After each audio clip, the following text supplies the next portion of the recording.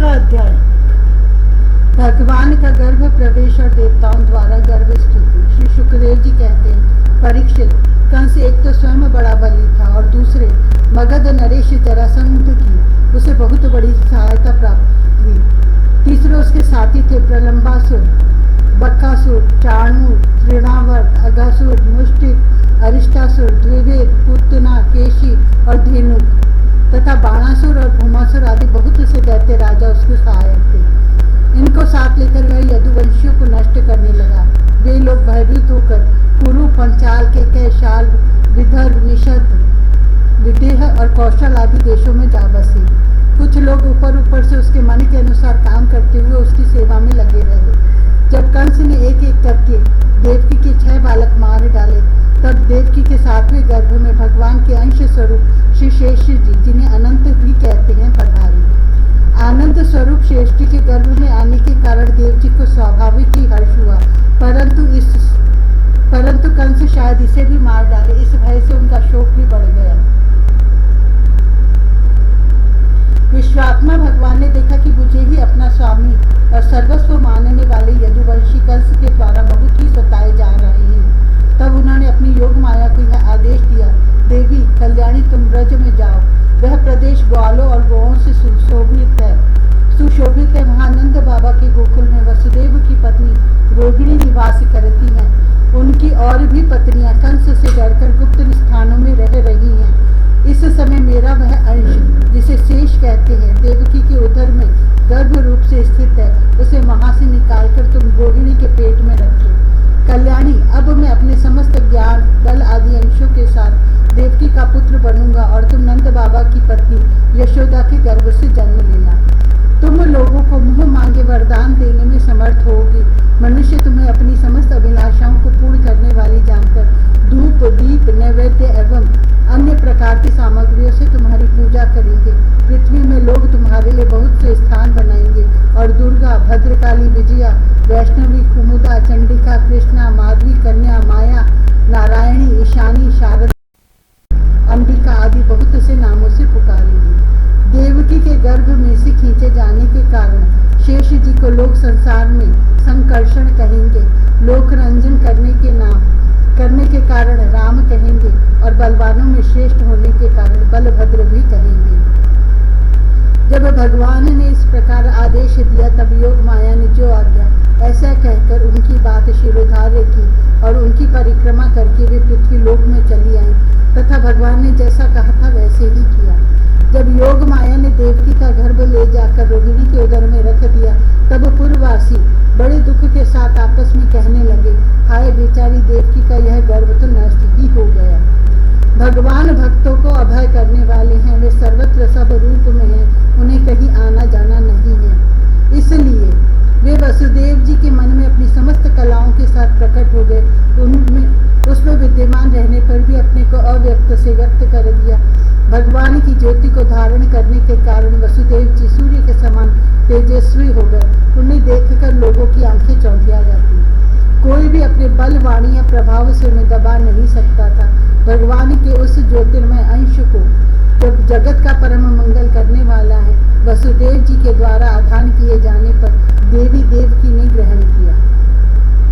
जैसे पूर्व दिशा चंद्रदेव को धारण करती है, वैसे ही शुद्ध सत्व से संपन्न देवी देवकी ने विशुद्ध मन से सर्वात्मा एवं आत्मस्वरूप भगवान को धारण किया।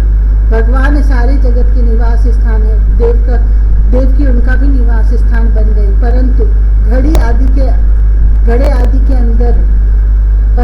आदि के भीतर दीपक का और अपनी विद्या दूसरे को न देने वाले ज्ञान फल की श्रेष्ठ विद्या का प्रकाश जैसे चारों ओर नहीं फैलता, वैसे ही कंस के कारागार में बंद देवकी की भी उतनी शोभा नहीं हुई। देवकी के गर्भ में भगवान विराजमान हो गए थे। उसके मुख पर पवित्र मुस्कान थी और उसके शरीर की कांति से बंदी ग्रह जगमगाने लगा था। जब कंस ने उसे देखा, तब वह मन ही मन कहने लगा, अब की बार मेरे प्राणों के ग्राहक विष्णु ने इसके गर्भ में अवश्य ही प्रवेश किया, क्योंकि इसके पहले देवकी कभी ऐसी न थी। अब इस विषय में शीघ्र से शीघ्र मुझे क्या करना चाहिए? देवकी को मारना तो ठीक ना होगा, क्योंकि वीर पुरुष 60 वर्ष अपने पराक्रम को कलंकित नहीं करते। एक तो यह स्त्री है, दूसरे बहन और तीसरे गर्भवती है। इसको मारने से तो तत्काल ही मेरी कीर्ति, लक्ष्मी और आयु नष्ट हो जाएगी।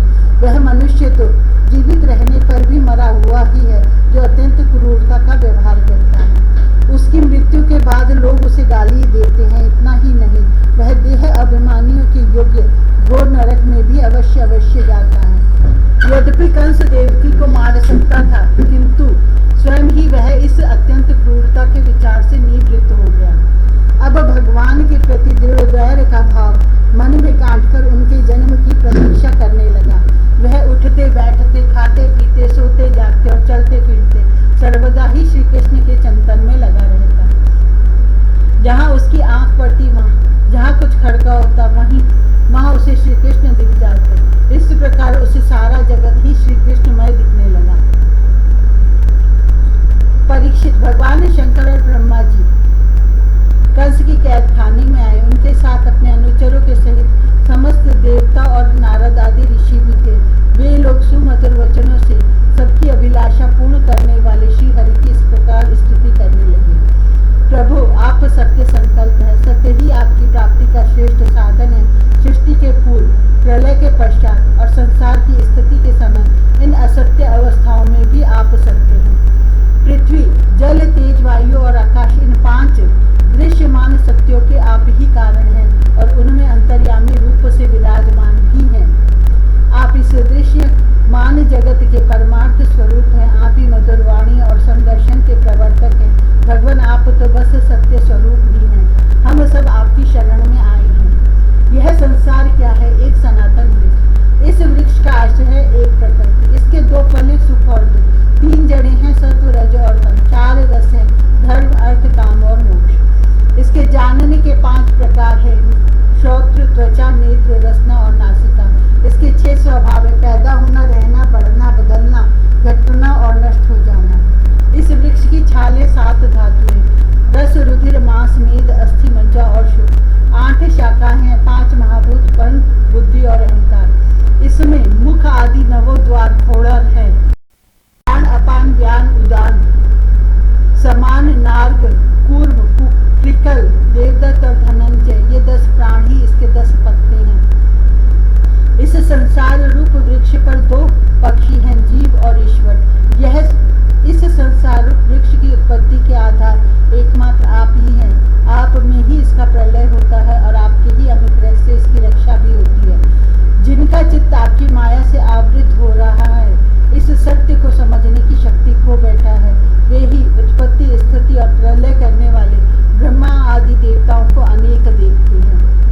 तत्वज्ञानी पुरुष तो सबके रूप में केवल आपका ही दर्शन करते हैं। आप ज्ञान स्वरूप आत्मा है। चराचर जगत के कल्याण के लिए ही अनेकों रूप धारण करते हैं। आपको वे रूप विशुद्ध अप्राकृत सत्वमय होते हैं। आपकी वे रूप विशुद्ध अप्राकृत सत्वमय होते हैं और संत पुरुषों को बहुत सुख देते हैं। साथ ही दुष्टों को उनकी दुष्टता का दंड भी देते हैं। उनके लिए अमंगलमय भी होते हैं। कमल के समान कोमल अनुग्रह भरे नेत्रों वाले प्रभु, कुछ बिरले लोग ही आपके समस्त पदार्थों और प्राणियों के आश्रय स्वरूप रूप में पूर्ण एकाग्रता से अपना चित्त लगा पाते हैं और आपके चरण कमल रूपी जहाज का आश्रय लेकर इस संसार सागर को बछड़े के खुर के गढ़े के समान अनायास ही पार कर जाते हैं। क्यों न हो, अब तक के संतों ने इसी जहाज से संसार सागर को पार जो किया है। परम प्रकाश स्वरूप परमात्मन, आपके भक्तजन सारे जगत के निष्कपट प्रेमी सच्चे देशी होते हैं। वे स्वयं तो इस भयंकर और कष्ट से पार करने योग्य संसार सागर को पार कर ही जाते हैं, किंतु औरों के कल्याण के लिए भी वे यहाँ आपके चरण कमलों की नौका स्थापित कर जाते हैं। वास्तव में सत्पुरुषों पर आपकी महान कृपा है। उनके लिए आप अनुग्रह स्वरूप ही हैं, कमल हैं। जो लोग आपके चरण कमलों की शरण नहीं लेते और आपके प्रति भक्ति भाव से रहित होने के कारण जिनकी बुद्धि भी शुद्ध नहीं है, वे अपने को झूठ मूठ मुक्त मानते हैं। वास्तव में तो वे बद्ध ही हैं। वे यदि बड़ी तपस्या और साधना का कष्ट उठाकर किसी प्रकार ऊंचे से ऊंचे पद पर भी पहुंच जाए तो भी वहां से नीचे गिर जाते हैं। परंतु भगवान, जो आपके अपने निज जन हैं, जिन्होंने आपके चरणों में अपनी सच्ची प्रीति जोड़ रखी है, वे कभी उन ज्ञान अभिमानियों की भांति अपने साधन मार्ग से गिरते नहीं। विघ्न डालने वालों की सेना के सरदारों के सिर पर पैर रखने भय विचरते हैं। कोई भी विघ्न उनके मार्ग में रुकावट नहीं डाल सकते, क्योंकि उनके रक्षक आप जो हैं। इस संसार की स्थिति के लिए समस्त देहधारियों को परम कल्याण प्रदान करने वाला विशुद्ध सत्व में सच्चिदानंद मैं परम दिव्य मंगल विग्रह प्रकट करते हैं। उस रूप के प्रकट होने से ही आपके भक्त वेद कर्मकांड अष्टांग योग तपस्या और समाधि के द्वारा आपकी आराधना करते हैं, बिना किसी आशय की आराधना करेंगे। प्रभु आप सबके विधाता हैं। यदि आपका यह विशुद्ध सत्वमय निज स्वरूप न हो तो ज्ञान और उसके द्वारा होने वाले भेदभाव को नष्ट करने वाला अपरोक्ष ज्ञान ही किसी को न हो। जगत में दिखने वाले तीनों गुण आपके हैं और आपके द्वारा ही प्रकाशित होते हैं, यह सत्य है। परंतु इन गुणों की प्रकाशक वृत्तियों से आपके स्वरूप का केवल अनुमान ही होता है, वास्तविक स्वरूप का साक्षात्कार नहीं होता। आपके स्वरूप का साक्षात्कार तो आपके इस विशुद्ध सत्वमय स्वरूप की सेवा करने पर आपकी कृपा से ही होता। भगवान मन और वेद वाणी के द्वारा केवल आपके स्वरूप का अनुमान मात्र होता है, क्योंकि आप उनके द्वारा दृश्य नहीं, उनके साक्षी हैं। इसलिए आपके गुण जन्म और कर्म आदि के द्वारा आपके नाम और रूप का निर्णय किया जा सकता है। फिर भी प्रभु आपके भक्तजन उपासना आदि क्रिया योगों के द्वारा आपका साक्षात्कार तो करते ही हैं।